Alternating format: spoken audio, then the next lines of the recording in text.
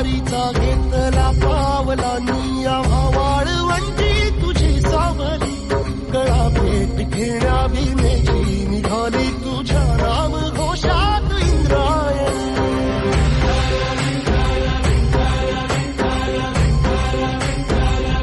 भिडे आसमंती ध्वजा वैष्णवांची उभी पंढरी आज नादावली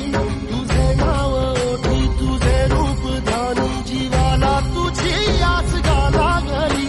सरी बाप साऱ्या जगाचा परी तू आम्हाला कर